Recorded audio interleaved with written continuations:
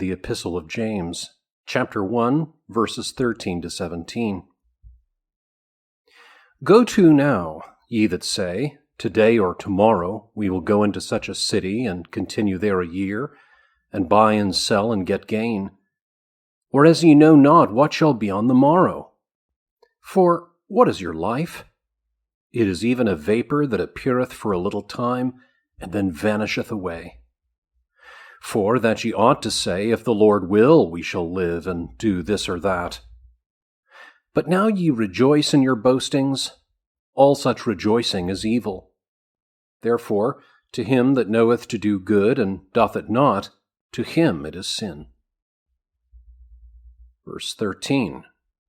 Go to now, etc. He here condemns another kind of pride, namely, that most men with confidence determine what they will do, whereas they ought to rely on the providence of God.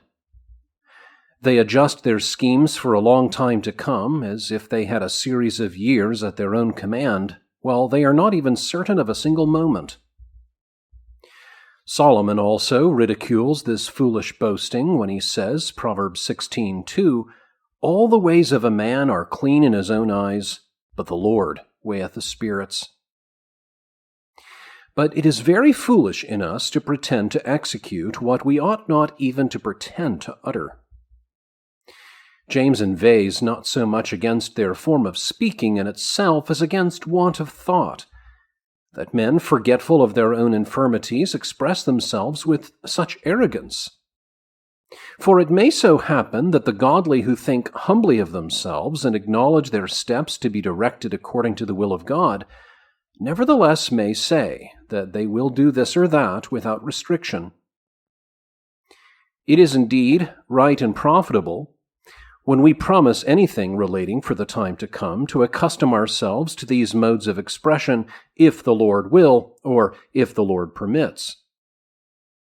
But the use of this religious form of expression is not to be understood in such a sense as if it implied that the person omitting it were guilty of any impiety by such neglect. For we frequently read in Scripture that the holy servants of God have spoken of future things unconditionally, while at the same time they both well knew and remembered their own inability to accomplish anything without the divine permission. This form of speech, then, if the Lord will, or if the Lord permit, ought to be carefully held in reverence by all the godly. But James is endeavoring to rouse those from their listlessness, who, setting aside all regard to divine providence, account the whole year in their power, whereas they have not even a moment that they can call their own. They promise themselves gain at a distance when they can by no means in their own power retain even the present. 14. For what is your life, etc. By many other arguments he might check this foolish freedom of projecting. For we see how God daily disappoints those haughty men who flatter themselves that they have power to accomplish anything, however great and magnificent. He is content, however, with this one argument. What is your life? Who can promise on it tomorrow? Will you, when dead, accomplish what you now so confidently determine? For the presumption of the man who thinks on the shortness of life will easily be restrained from extending his projects too far. Yea, 'tis not on any other account that profane men so much indulge themselves, as because they forget that they are men. By the simile of a vapour, he elegantly points out that those schemes are even more than vain, which have their existence only in a life which passeth as a shadow. 15.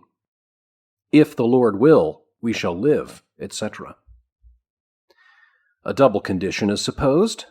If we shall live so long, and if the Lord shall permit, for many things may intervene to overturn whatever has been purposed by us, as the events of futurity are concealed from us. He does not mean the will of God which is expressed in his law, but the counsel of his will, according to which he ruleth over all.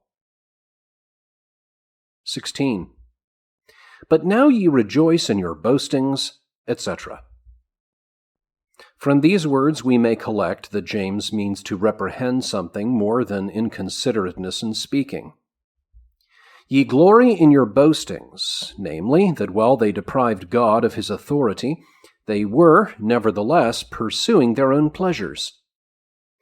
Not that even those who are most elated with self-confidence openly prefer themselves to God, but because their senses are so intoxicated with vanity that they regard nothing less than God.